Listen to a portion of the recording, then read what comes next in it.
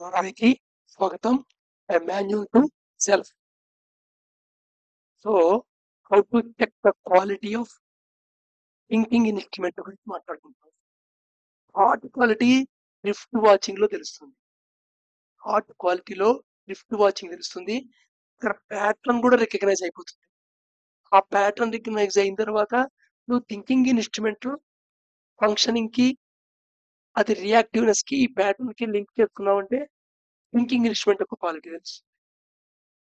So to check the quality of thinking instrument functioning అనేది ఇప్పుడు చేసుకుంటాం. సో ఫస్ట్ ఏంటి, స్టేట్ గుర్తుపట్టాల్సింది ఆటోమేటిక్ ఉందా. ఆటోమేటిక్ థాట్ అని ఎలా తెలుస్తుంది? Same and similar thought pattern. Next shallow thought ఎలా తెలుస్తుంది? అది సొసైటీ థాట్ కి నాన్ కాంట్రరీగా ఉంటుంది. లేదా నీ పియర్ గ్రూప్ కి అదే సొసైటీ అనుకో. సొసైటీ అంటే మొత్తం ఏం కాదు, నువ్వు ఆ టైంలో సొసైటీలో బాగా ఇంక్లూడ్ చేసుకుంటూ ఉంటావు. నువ్వు ఇంక్లూడ్ చేసుకున్న సొసైటీ పార్ట్ అది షాలో థాట్ అవుతుంది. ఈవెన్ ఒక ఫ్యామిలీలో కూడా అందరూ ఇలాగే ఆలోచిస్తున్నారు, నేను కూడా ఇలాగే ఆలోచించాలి అనేది కూడా షాలో థాట్ అవుతుంది. షాలో థాట్లని తప్పనట్లేదు, షాలో థాట్లని కరెక్ట్ అనట్లేదు, షాలో థాట్లో రైట్ అనట్లేదు, షాలో థాట్లో రాంగ్ అనట్లేదు. కానీ థింకింగ్ ఇన్స్ట్రుమెంట్ క్వాలిటీ గురించి మాట్లాడుతున్నాను నేను. సో నెక్స్ట్ డీప్ థాట్ అప్పుడే కాదు, కంటిన్యూ అవుతుంటే డీప్ థాట్ అనేది చివరిలో వస్తుంది. సో తర్వాత హార్ట్ యొక్క కరెక్ట్ థాట్, హార్ట్ యొక్క కరెక్ట్ థాట్, హార్ట్ యొక్క కరెక్ట్ థాట్ ఎలా వస్తుంది? షాలో థాట్ నుండి డీప్ థాట్, డీప్ కూడా అంతం లేదు. అనేది ఎంతైనా విర్చువల్ గా ఉన్నదానికి డెప్త్ ఏం చెప్తాను? ఫిజికల్ గా గొయ్యి ఉంటే ఈ గొయ్యి ఇంత లోతుందని చెప్తాను. మెంటల్ గా నువ్వు ఒక గొయ్యి చెప్పి ఆ మెంటల్ గొయ్యి ఎంత లోతుందని అడిగితే నేను దాని లోతు ఎంత చెప్పను. సో దేర్ ఫోర్ అందుకని నాన్ మెటీరియల్ థింగ్స్, అవ్యక్త రూపాలకి కొన్ని పదాలు మనం వాడతాం వేరే పదం లేక. అందుకని డెప్త్కి అంతం లేదు, అంతైనా డెప్త్కి వెళ్ళచ్చు. సో డెప్త్ థాట్ మాట ఎప్పుడైతే షాలో డాట్ నువ్వు అబ్జర్వ్ చేసావో అది డెప్త్ థాట్ డైరెక్షన్ లోకి వెళ్తుంది. మరి ఇది ఒక్కసారితో జరిగిపోదు, నువ్వు రికగ్నైజ్ చేస్తుంటే ఇంపార్టెంట్. థింకింగ్ ఇన్స్ట్రుమెంట్ యొక్క క్వాలిటీ చెప్తోంది ఇది. సో కరెక్ట్ థాట్ దగ్గరికి వెళ్తుంటుంది, అప్రోచ్ అవుతుంటుంది. ట్రూత్ అప్రోచ్ అవుతున్న కొద్దీ నీకు కరెక్ట్నెస్ ఎక్కువైనట్టు కనబడుతుంటుంది. కరెక్ట్ థాట్ అనేది ఎలా తెలుస్తుంది? Gives relatively better solution. దాన్ని బట్టి గుర్తుపడతావు. సపోజ్ నువ్వు ఇలా అనుకున్నావు, ఇంకోడెవరో ఇలా చేస్తే బాగుంది అన్నాడు, సరే ట్రై చేద్దాం అనుకున్నావు, వాడు చెప్పినట్టు చేసావు, నువ్వు అనుకున్న దానికంటే ఫలితం బాగా వచ్చింది. సో ఇది కరెక్ట్ థాట్ మాట. సో కరెక్ట్నెస్ అనేది ఒక రిలేటివ్ స్కేల్ అనమాట. కరెక్ట్ అంటే ఇంకా కరెక్ట్ ఉండొచ్చు, కరెక్ట్ కంటే ఇంకా కరెక్ట్ ఉండొచ్చు. ఫిజికల్ థింగ్ లో కరెక్ట్ ఉంటుంది. మెజర్మెంట్ ఇది ఎంత ఉందో స్కేల్ పొడవు అంటే స్కేల్ పొడవు చెప్తాను కానీ మెజర్ చేసి ఇది ఫిక్స్డ్. బట్ వీటిని ఎలా చెప్తాను కరెక్ట్నెస్ స్కేల్ ఏంటి? సో అవ్యక్త రూపంతో డీల్ చేస్తున్నాను విషయం మర్చిపోతుంది వీళ్ళకి బయటికి. సో కరెక్ట్ థాట్ని ఎలా గుర్తుపడతాను? అది బెటర్ సొల్యూషన్ ఇస్తుందా లేదా. నిజంగా పిల్లలకి చెప్పే చదువులో ఆ పుస్తకాల భారం, హోంవర్క్ల భారం, పరీక్షల భయం అనేవి లేకుండా చేయగలిగితే అసలు చదువు మీద ఇంట్రెస్ట్ అనేది కలుగుతుంది. చదువు మీద ఇంట్రెస్ట్ కలిగితే ఆటోమేటిక్గా వాళ్ళు విద్యావంతులు అలా ట్రై చేయరు. ఎందుకంటే కాంపిటేటివ్ వరల్డ్లో భయం, ఫ్యూచర్ ఏమైపోతుందో అనే భయం, వాళ్ళతో కంపేర్ చేసుకొని అలా చేయలేరు. ఎడ్యుకేషన్ గురించి ఇది ఒక థాట్ అనమాట. వీటి గురించి ఆలోచించడానికి ప్రయత్నం చేయండి. మీరు డ్రిఫ్ట్ వాచింగ్ కూడా వాడచ్చు. నెక్స్ట్ తర్వాతది లాజికల్ థాట్. లాజికల్ థాట్ ఏంటంటే pointed to cause and effect with all factors involved without any bias. So ఇక్కడ లాజికల్ థాట్ అంటే ఏంటంటే ఇక్కడ లాజికల్ థాట్ జనరల్గా కాజ్ అండ్ ఎఫెక్ట్ అని చెప్పి డైరెక్షన్ లో ఉంటుంది, ఆ డైరెక్షన్ లో కనబడుతుంది. కానీ కాజ్ అండ్ ఎఫెక్ట్ గురించి ఫిజికల్ థింగ్స్ లోనే అప్పటికి కొన్నిటిని ఆనవేరు వదిలేసి మెజర్ చేయగలిగిన వాటిని వదిలేసి కొన్నిటిని కాన్స్టెంట్ గా మెయింటైన్ చేసి మాత్రమే లాస్ తయారు చేస్తావు.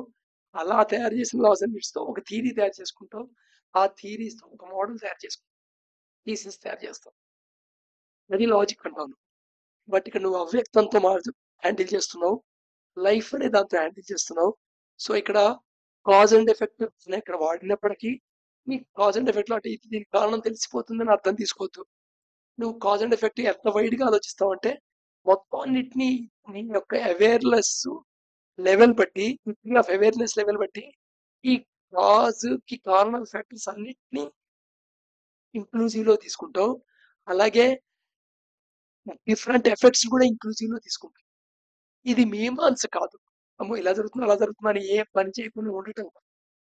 ఇది ఒక థింకింగ్ ఇన్స్ట్రుమెంట్ ఒక క్వాలిటీని పెంచుతుంది అని గుర్తు. సో దేర్ ఫోర్ ఎప్పుడైతే నువ్వు ఫ్యాక్టర్స్ ఎక్కువ కన్సిడర్ చేస్తున్నావో, కన్సిడర్ చేసిన ఫ్యాక్టర్లో నీ బయాస్ నువ్వు ఐడెంటిఫై చేస్తున్నావో.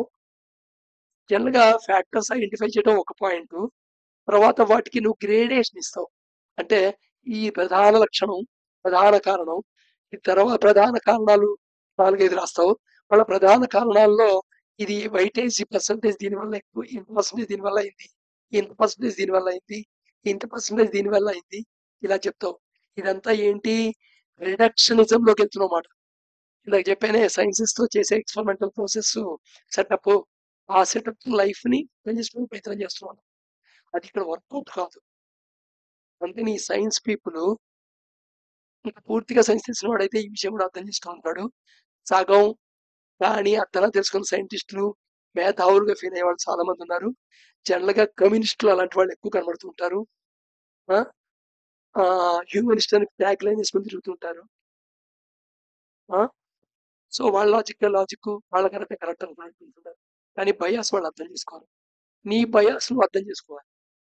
నీ యొక్క అండర్స్టాండింగ్ లోంచి బయాస్ రావాలి. నువ్వు ఎప్పుడైతే బయాసింగ్ గా చూసావో ఓ దానికి ఎక్కువ చేస్తావు, ఓ దాన్ని తక్కువ చేస్తావు. ఏది ఎక్కువ చేస్తావు, ఏది తక్కువ చేస్తావు, నీకు ఏది ఎక్కువగా కనబడిందో దాన్ని ఎక్కువ చేస్తావు. ఏది నీ తక్కువ కనబడిందో అది ఫ్యాక్టర్ లా కనబడుతుంది. ఏది ఎక్కువగా కనబడుతుంది నీ బ్యాక్గ్రౌండ్ బట్టి. అది అర్థమైందా మళ్ళా? సో కాంప్లెక్సిటీ ఇది అర్థం చేసుకోవడం చాలా important. Then only spiritual life లో నువ్వు ముందు ప్లాన్ చేసుకుంటూ వెళ్ళగలవు. లేకపోతే ఏమవుతావు, డెస్పరేట్నెస్ వెళ్ళిపోతావు. వెళ్ళిపోతే ఏం చేస్తావు, వదిలేస్తావు. స్పిరిచువల్ పాత్ ని దాంతరంగా మధ్యలో వదిలేస్తావు. వదిలేసింది కాకుండా దానికి ఒక ట్యాగ్ లైన్ పెడతావు, ఎంత ట్రాష్, ఎంత పనికిరాదు, వేస్ట్, ఎఫర్ట్ వేస్ట్ అన్నట్టుగా మాట్లాడతాం. జనరల్గా స్పిరిచువల్ లైఫ్ మధ్యలో వదిలేసిన వాళ్ళందరూ అలాగే మాట్లాడుతుంటారు. నెక్స్ట్ ఏంటి అంటే తర్వాతి కరెక్ట్ అండ్ లాజికల్. ఇక్కడ కూడా ఇది important tangle, puzzle dilemma. Correct అయినందువల్ల కరెక్ట్ అయింది ప్రతిదీ లాజిక్ అవ్వాలని రూల్ లేదు, లాజిక్ అండ్ ప్రతిదీ కరెక్ట్ అవ్వాలని రూల్ లేదు. టూ డిఫరెంట్ కన్స్ట్రక్ట్ ఇవి. So next correct and logic వస్తుంది అంటే నువ్వు pointed cause and effect all consider చేస్తున్నావు. ఆ మూమెంట్ కి బయాస్ ఏం లేదు, బయాస్ అబ్జర్వ్ చేస్తున్నావు. అండ్ అది బెటర్ సొల్యూషన్ ఇస్తుంది అనే ఒక రిజల్ట్ తో ఆ థాట్ ని మెమరీలో ఉంచుకున్నావు, లేదా అది ఇంప్లిమెంట్ చేయడం వల్ల ప్రయత్నం చేస్తున్నావు. సిచ్యువేషన్ బట్టి ఆ సొల్యూషన్ నువ్వు మాడిఫై చేస్తున్నావు, ఆ స్టేట్ లో ఉంటావు. ఇప్పుడు నీ మైండ్ థింకింగ్ ఇన్స్ట్రుమెంట్ క్వాలిటీ ఇంకా రైజ్ అయినట్టు. నెక్స్ట్ రైజ్ ఏంటయ్యా అంటే ఇక్కడ దాకా డెవలప్ అయిపోతుంది. కరెక్ట్ అండ్ లాజికల్ స్టేట్ కు నువ్వు వచ్చేప్పటికి సైమల్టేనియస్ గా నువ్వు ఎప్పుడు మిగతా ప్రాక్టీసెస్ అన్ని చేస్తూ ఉంటావు కాబట్టి ఈ యోగిక్ ప్రాక్టీస్ వల్ల నీ లోపల రిజల్టెంట్ ఇంటెన్సిటీ పెరుగుతుంది. అలాగే నీ energy accumulation, lasers and thoughts రూపంలో వేస్ట్ కాకుండా ఎనర్జీ అక్యుములేట్ అవుతుంది. అది సఫిషియెంట్ గా 2 పొజిషన్ వచ్చేస్తుంది. వచ్చే టైంకి నువ్వు ఇన్ట్యూషన్ స్టేట్ లో వెళ్తావు. ఇన్ట్యూషన్ అంటే ఏంటంటే నీకు లాజికల్ గా కరెక్ట్ గా అది ఆల్రెడీ తెలిసిన తర్వాత ఆ స్టెప్ ని బయాస్ చేసి ముందుకు వెళ్ళిపోతావు, బైపాస్ చేసి వెళ్ళిపోతావు. మనం లెక్కలు చేసేప్పుడు జనరల్ గా జరుగుతుంటుంది. లెక్కల్లో ఫస్ట్ నేర్చుకున్నప్పుడు ఈ స్టెప్ అని 10 స్టెప్లో చేసిన లెక్క ప్రాక్టీస్ బాగా అయిన తర్వాత నీకు కరెక్ట్ అండ్ లాజిక్నెస్ ఆఫ్ యాక్షన్ అనేది అండర్స్టాండింగ్ లోకి వచ్చిన తర్వాత ఆటోమేటిక్ గా నువ్వు ఆ స్టెప్ అయ్యకుండా లోపలికి వెళ్ళిపోతావు. దీని లోపల లెక్క చేయటం అంటుంటావు, నువ్వు మనసులో లెక్క చేసుకొని జంప్ చేసేస్తున్నావు. అలాగా 10 స్టెప్పుల్లో చేసే లెక్క 3 స్టెప్పుల్లో చేసేస్తావు. దీని ఇంట్యూషన్ అంటారు. ఇంట్యూషన్ అనేది ఫీలింగ్ కాదండి. జనరల్‌గా అందరూ ఇంట్యూషన్ అంటే ఒక ఫీలింగ్ అనుకుంటారు. ఇంట్యూషన్ అనేది ఇంటెలిజెన్స్ అని కూడా కాదు. సో, వన్స్ అండర్‌స్టాండ్ అయిన తర్వాత ఇంట్యూషన్ అనేది యాక్టివేట్ అవుతుంది. అండర్‌స్టాండ్ అయింది అనేది గుర్తుపెట్టి correct and logic auto quality పనిచేస్తుంది thinking instrument. Thought correct quality ఉంది, లాజిక్ ఉందా లేదా కాదు. నువ్వు నీ థింకింగ్ ఇన్‌స్ట్రుమెంట్ గురించి చెప్తోందక్కడ. Thinking instrument correct and logic. Next తర్వాత డీప్ ఎక్స్‌పీరియన్స్. ఎప్పుడైతే ఇంట్యూషన్ ఉందో నీకు ఫ్రీ టైమ్ స్పేస్ ఎక్కువ కనబడుతుంది. సో, ఎప్పుడైతే 10 స్టెప్పుల్లో 4 చేయాల్సింది 3 స్టెప్పుల్లో చేసావో మధ్యలో ఖాళీ స్పేస్ వస్తుంది. That can be utilised for deep experience. నువ్వు డీప్ ఎక్స్‌పీరియన్స్ అవుతావు. And then cannot be explained. ఇది మామూలుగా ఎక్స్‌ప్లెయిన్ చేయలేం. కానీ లెక్కలు చేస్తున్నప్పుడు తెలుస్తూ ఉంటుంది. ఓ లెక్కలు చేస్తున్నప్పుడు వచ్చే ఒక రకమైన ఆనందం. చకచక ఎక్సర్సైజ్ అంతా సాల్వ్ చేస్తుంటే వచ్చే ఆనందం. ఒక లెక్కని కాసేపు ట్రై చేసి సాల్వ్ కాకపోయినా శ్రమగా సాల్వ్ అయితే వచ్చే ఆనందం. నీకు తెలిసిన సొల్యూషన్ ఎదుర్కొన్న వాళ్ళకి చెప్తున్నప్పుడు వచ్చే ఆనందం. వాడికి అర్థమైందని తెలిసినప్పుడు నీకు వచ్చే ఆనందం. So therefore deep experience that cannot be explained. తర్వాత ఈ ఇంట్యూషన్ గ్రాడ్యువల్‌గా ఇన్ ఈ ఆ! ఇన్‌సైట్‌నెస్‌లోకి వచ్చింది. ఇన్‌సైట్ అనేది డిఫరెంట్. ఇన్‌సైట్ అంటే ఏంటి? అంతకుముందు అవేర్‌నెస్ ప్రాక్టీస్ వల్ల అవేర్‌నెస్ ప్రాక్టీస్ పెరగటం వల్ల నీ బ్రెయిన్ థింకింగ్ ఇన్‌స్ట్రుమెంట్ ఫంక్షనాలిటీ ఎలా మారుతుంది? ఆ మాటలో ఇన్‌సైట్ ఎలా వస్తుంది? అనేది చెప్పాము. అంటే బయట నుండి సెన్సెస్ నుండి ఇంపల్స్ తీసుకున్నావు నువ్వు. లోపలికెళ్ళాయి. లోపలికెళ్ళిన తర్వాత అవి కొంత ఇన్ఫర్మేషన్ పర్సీవ్ చేసావు దాని నుండి. ఆ ఇన్ఫర్మేషన్ నువ్వు సిస్టమ్ 1ని క్లోజ్ చేసి సిస్టమ్ 2కి పంపించావు. దాని సొల్యూషన్ ఇచ్చింది. మళ్ళీ సిస్టమ్ 2 క్లోజ్ చేసి సిస్టమ్ 1కి వచ్చింది. అది థాట్ రూపంలో నువ్వు బయటకు వచ్చింది. అలా వచ్చింది ఇన్‌సైట్. థింకింగ్ ఇన్‌స్ట్రుమెంట్ క్వాలిటీ పెరిగితే వచ్చేది ఇంట్యూషన్. అది తేడా. నెక్స్ట్ ఫైనల్ స్టేజ్ ఏంటి అంటే విజ్డమ్. సో వివేకంలో recognise correct response and get freedom from it. Correct response నీకు తెలుస్తుంది. ఇక్కడ నీకు కన్ఫ్యూజన్ కన్ఫ్లిక్ట్ అనే స్టేట్ ఉండదు. నాకు తెలుస్తుంటుంది. కన్ఫ్యూజన్ కన్ఫ్లిక్ట్ స్టేట్ ఉందంటే ఆ ఆస్పెక్ట్ లో ఆ మూమెంట్ లో నీకు విజ్డమ్ స్టేట్ లో లేదు. అంతే దట్స్ ఆల్.